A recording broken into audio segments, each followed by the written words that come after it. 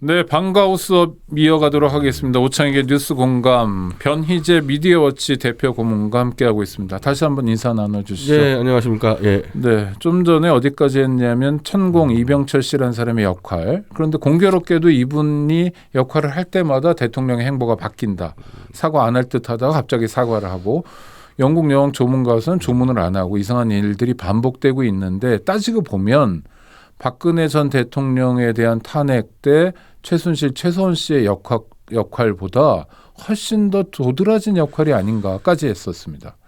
그렇다면 진짜 심각한 문제잖아요. 제가 한번 툭 찾아봤는데 네.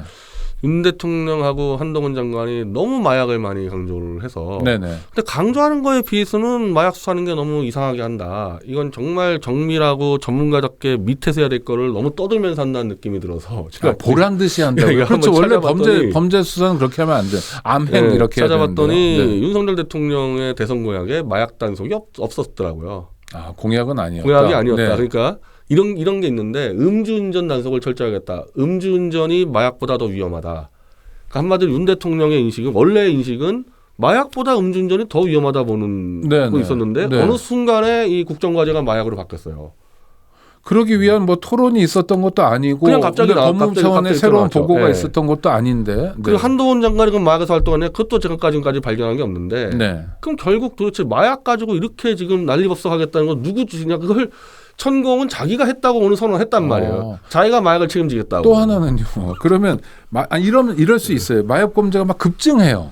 그래서 도처에 마약 때문에 난리다 하면 단속을 강화할 수 있는데 지금 통계를 보면 마약 범죄가 급증하고 있는 이제 증거가 점진적으로 늘어가는 거예요. 5년간 이제 한 2배 느는 정도죠. 예, 뭐 10년으로 치면 1.3배 뭐 이 정도고요. 그 정도 점진적으로 늘고 있죠. 네, 그 정도여서 이렇게 정권 차원에서 뭐 할 일은 아니었는데 그러니까 이 문제도 그 네. 국가 아젠다 설정 기능도 천공이 하고 있는 거 아니냐 의혹을 제기할 수밖에 없죠. 네. 아니었으면 좋겠습니다. 사실이 아니 아니었으면. 사실은 다 안 믿으려 그래요. 웬만한 이제 이 상식적 국민은 안 믿으려 그런다니까 이게 지금. 아니 왜냐하면 보지도 못했고 예전에 뭐 제정 러시아 때 그런 일이 있었다는 정도만 있는 거지 상상을 못 하잖아요. 이런 일이. 근데 지금 변 대표님은 상당히 가능하고 또 여러 가지 이 앞뒤 정황으로 볼 때 사실에 가깝다라고 말씀하시는 거고. 그런데 그거는요.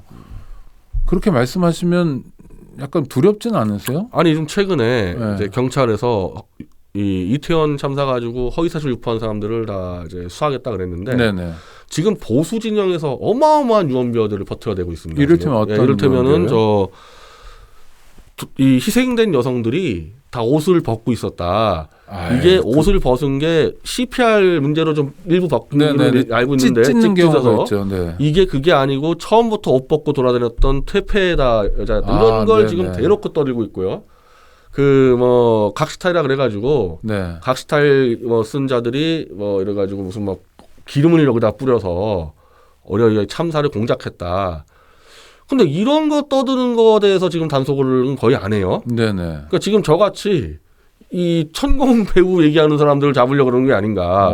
그런 뭐 수사 움직임이나 이런 걸 느끼세요? 아직은 저는 모르겠는데 네네. 지금 제가 볼 땐 경찰이 잡아야 될 게 너무 많아요. 유족 그 희생자들한테 뒤집어 씌우는 거는 이걸 잡아야 되는데 그렇죠. 이걸 안 잡고 있다니까요. 네. 잡겠다고 손해놓고서.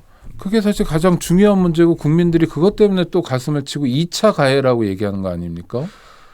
이거 심각하죠. 그 죽은 여자들 전부 다 그냥 막 불륜 퇴폐로 막 밀어붙이고 있는데 지금 실시간으로 하고 있어요. 그 짓들을. 그건 왜 놔두냔 말입니다. 근데 그러니까 그 유언비어를 잡겠다는 게 그런 거 잡으려는 게 아니라. 근데 자칭 보수라는 사람들이 왜 그렇게 터무니없는 자기도 안 믿을 거잖아요.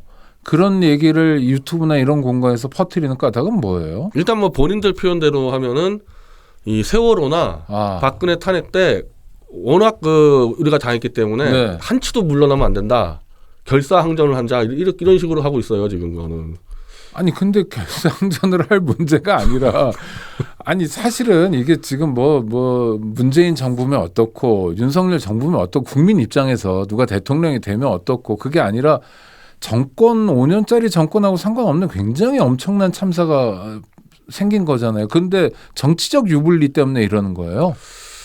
그러니까 이게 좀 일반적인 좌우 대립에 좀 선을 한참 넘어섰다고 저는 보여가지고요. 우리가 뭐 좌우 많이 대립했었지만은 그래도 선과 격이 있었는데 이게 한참 넘어가 버린 게 뭐 제 주관적인 판단으로는 지금 이제 지지율이 이제 이런 기사까지 나갔습니다. 이제 중앙일보 기사에서 네. 이태원 참사에도 윤석열 지지율 굳건히 버티고 있다. 그래서 박근혜 때는 지지율이 크게 떨어졌는데 세월호 참사 윤석열이 때는. 이제 버티는 거는 뭐 신속한 대처 뭐 어쩌고 그러는데 제가 볼 땐 그게 아니고 박 대통령이 세월호 전에 지지율이 60%였는데 40%대로 떨어졌고 윤석열 대통령은 이미 30% 20%로 떨어졌기 때문에 20% 더 떨어질 게 없는 거고 네네. 이 모여있는 20, 30%는 사실 그 숫자가 박 대통령 탄핵을 반대했던 숫자랑 거의 같아요. 그야말로 골수라고 할 수 있는 분들. 골수인데 그 골수가 탄핵 반대 탄핵 무효 운동한 제가 거기에 뭐 지도자였으니까 우리가 탄핵 무효 운동할 때 가장 많이 이 공격했던 게 윤석열 한동훈이었거든요. 그런 특검의 조작수사 가지고 얘기했었기 때문에 그러면 그 많은 이제 숫자가 뭐 지금 윤석열 지지하는 20, 30%라 그러면 명수로도 한 거의 1,000만 명 가까이 될 거 아닙니까? 어떻게 보면 보수가 1,000만 명이 집단 변절한 사건이에요. 윤석열 대통령을 지지한다는 거는. 지금 가장 공격했던 사람을 지지하고 엄호하기 때문에 사실 아마 근현대사에서 이런 집단 변절은 없을 겁니다. 그러니까 1,000만 명이 집단 변절을 해버렸기 때문에. 그러니까 변절이라고 표현하시는데 왜 변절입니까 그러면? 뭐 그 사람들 얘기는 어떤 경우도 문재인 다음 정권을 넘겨줄 수 없다. 예를 들면 이재명한테 넘겨줄 수 없다. 설사 윤석열이 그 김재원 씨 표현대로 윤석열이 악마고 사탄이라 하더라도 우리 손 잡겠다. 그렇게까지 하지 않았습니까? 아니 근데 악마하고 사탄이면은 손을 잡으면 안 되죠. 되잖아요. 네, 안 되는데 하여튼 뭐 김재원 국가 운명인데. 그러니까 김재원 씨가 이제 대변해 준 거예요. 보수의 그 입장을 악마하고 손잡아서 정권을 잡겠다 이렇게 해놨기 때문에. 정권 교체를 위해서라면 악마라도 좋다. 사실 이거는 뭐 비즈니스면 모르겠는데 정치 그렇게 하면 안 되는데. 그럼요. 그러니까 여기서부터 이미 무너진 거예요, 사실은. 그렇게 악마하고 손잡을 정도로 변절해서 이게 만들어 놓으니까 더 악랄하게 이제 윤석열 정권이 죽으면은 자기의 변절까지도 이제 이거는 정당화될 수가 없잖아요. 그러니까 변절한 거에 대해서 윤석열 정권이 성공을 해야지 그래도 이제 자기 나름대로 위안이 되는데 여기서 윤석열이 무너지면은 자기들의 변절까지 다 끝장난다고 하니까 제가 볼 땐 더 악랄하게 윤석열을 비호하고 지금 옹호하고 찬양하는 것 같아요. 아니 좋아요.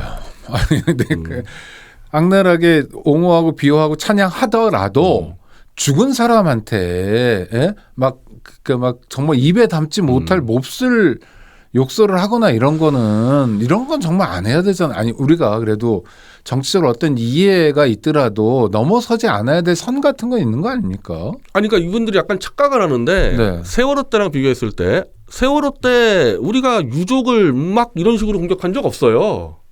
자 세월호 때 맞아요. 기억해 보니까 보수층에서 맞아요. 유족하고 이제 안 좋아졌던 거는 유족 중에 그 대표 몇 명하고 저 민주당 그 의원하고 술 먹고 뭐 폭행 사건 벌어지고 이거 한참 뒤 얘기 한참 그 참사한 날에 한참 뒤 맞습니다. 그리고 이제 그 유족 중에 그 양육비 좀 못 챙겼던 그분 하나면 단식하면서 이것도 다 한참 뒤 얘기예요.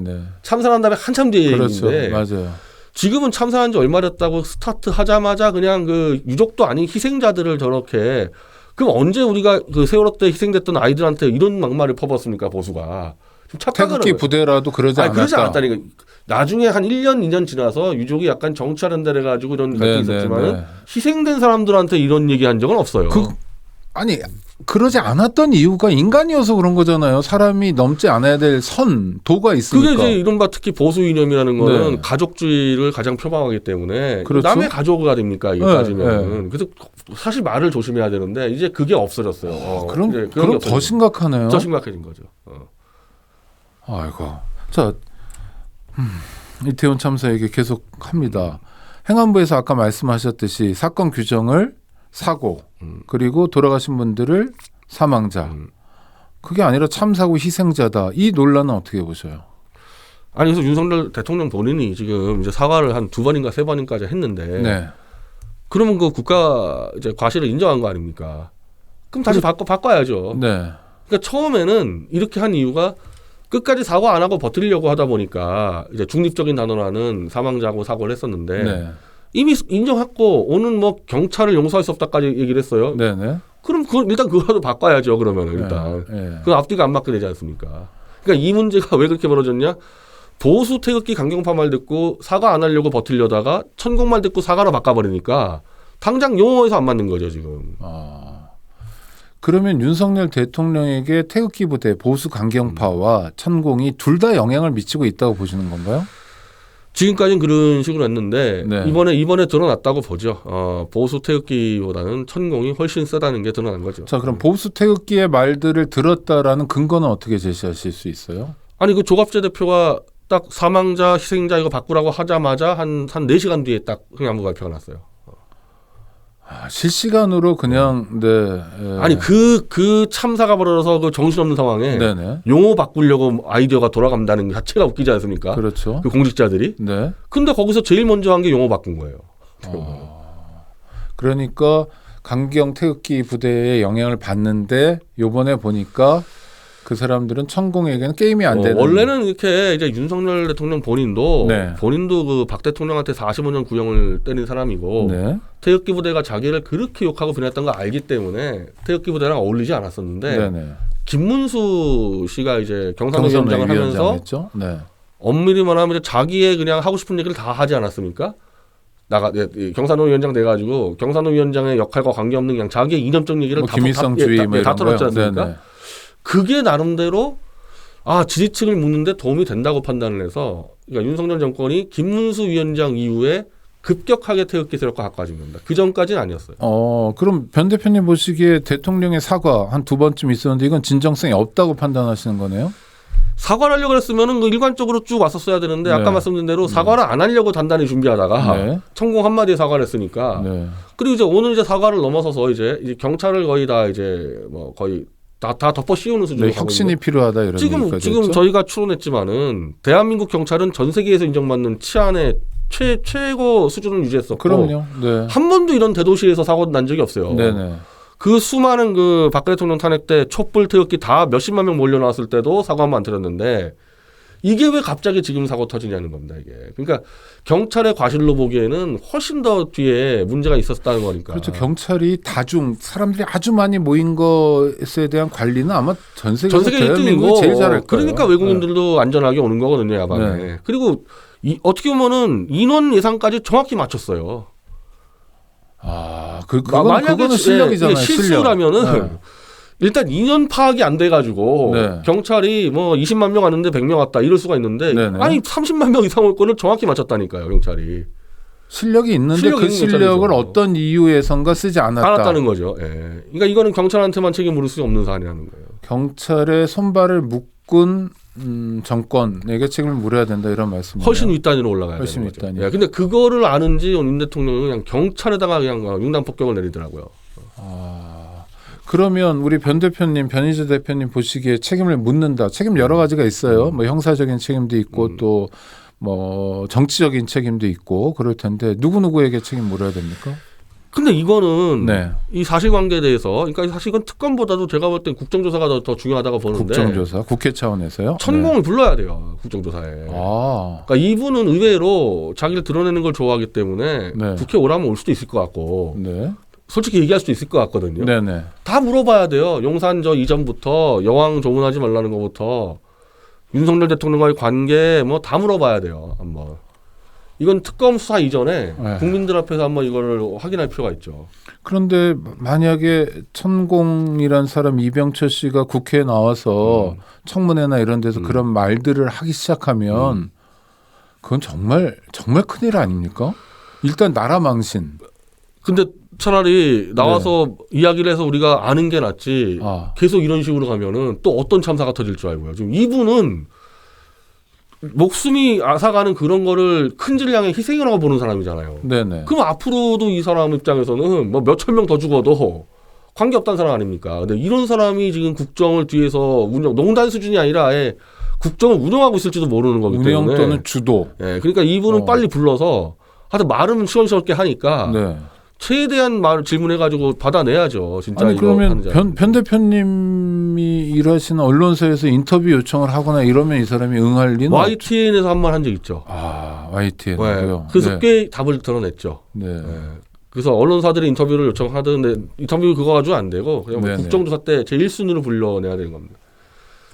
이분을 빼고 용산서장이나 뭐 이런 사람들 아무리 다그쳐봐야 뭐 나올 게 뭐가 있겠습니까? 이거. 그러나 그런 사람들의 책임이 없다고 말할 수는 없는 거죠. 뭐 지금 그 용산 그 구청장만 하더라도 네네.